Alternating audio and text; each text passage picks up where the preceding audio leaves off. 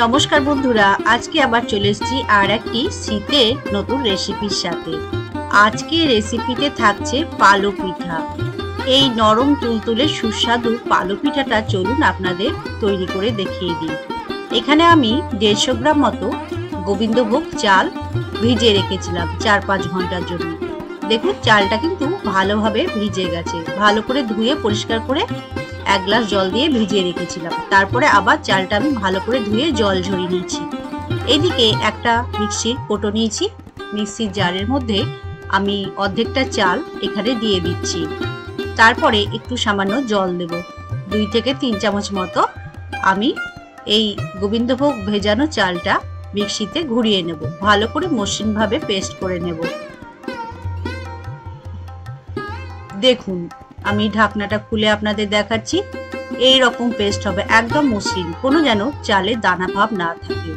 খুব সুন্দরভাবে কিন্তু এই চালের পেস্টটা করতে হবে এই রেসিপিতে। একটা কড়াই নিয়েছি, কড়াইয়ের মধ্যে ওই পেস্ট করে রাখা গোবিন্দভোগ চালের লিকুইডটা আমি এই কড়াইয়ে ঢেলে দিচ্ছি।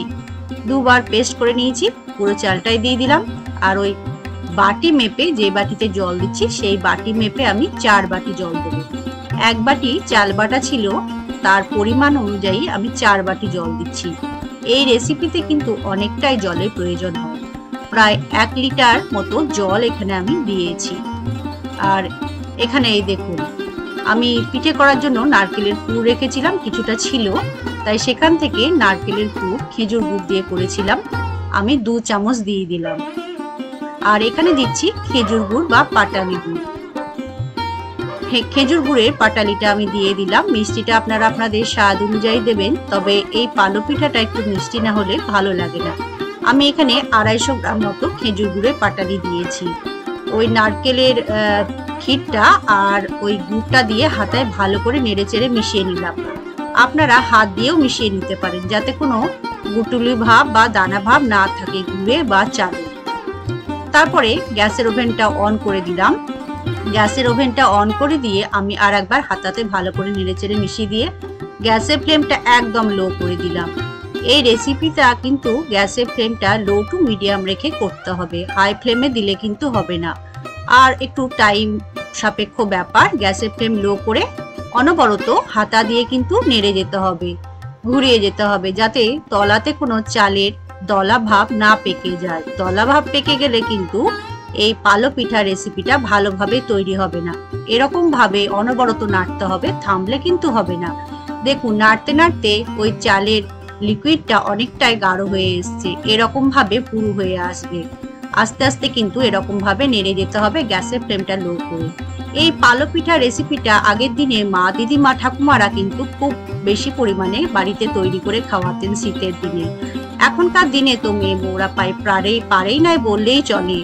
এই পালো পিঠা রেসিপিটা প্রায় উঠেই গেছে, কিন্তু আমরা যদি এরকম ভাবে মাঝে মধ্যে তৈরি করে খাওয়াই আমাদের বাড়ির সদস্যদের, তাহলে কিন্তু তাদের মা ঠাকুমাদের কথা মনে পড়ে যায়।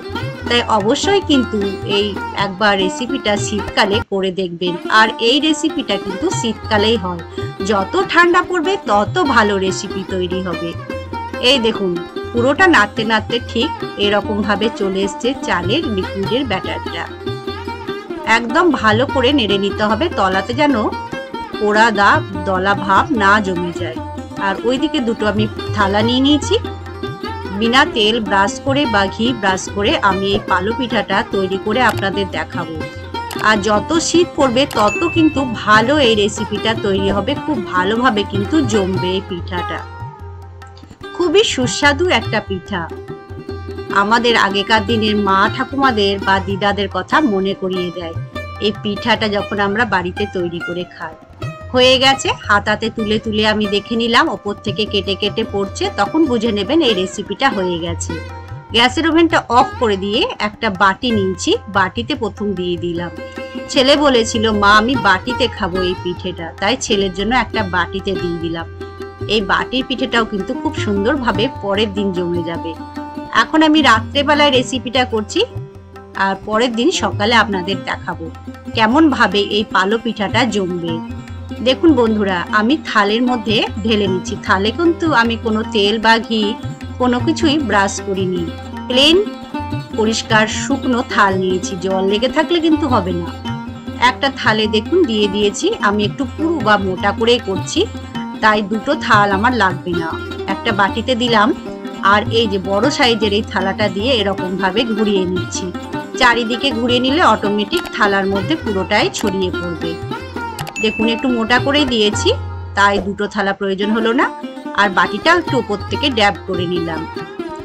এইদিকে সরিয়ে রাখছি। আর কিছুটা পরিমাণ আমার কড়াইয়ে আছে, একটা ছোট প্লেট নিয়ে নেব, সেই প্লেটে বাকি অংশটা তুলে দিয়ে দেবো।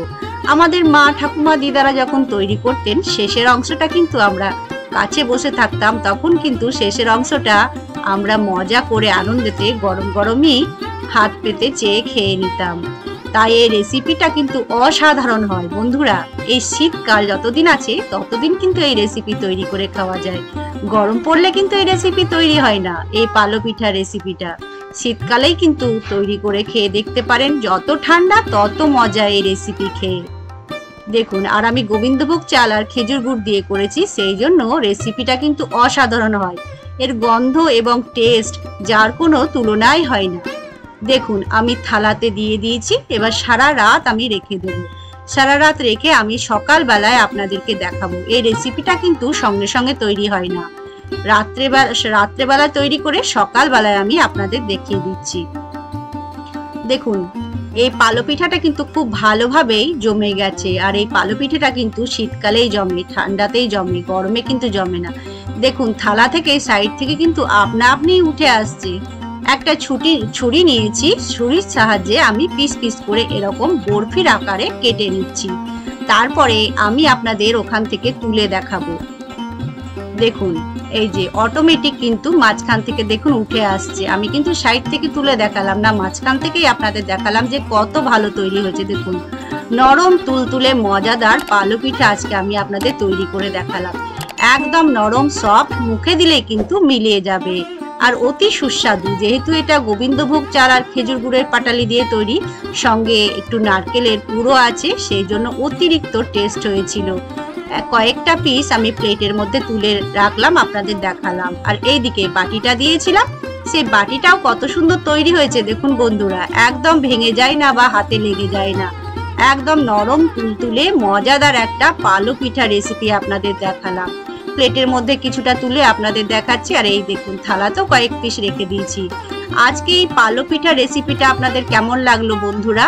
দেখুন নড়বড় নড়বড় করছে, হাতের মধ্যে ছেড়ে যাচ্ছে না, আর অতিরিক্ত সফট এবং মজাদার রেসিপি তৈরি করলাম। আজকে রেসিপিটা কেমন লাগলো অবশ্যই জানাবেন। ভিডিওটা দেখার জন্য আপনাদেরকে অসংখ্য ধন্যবাদ। নমস্কার।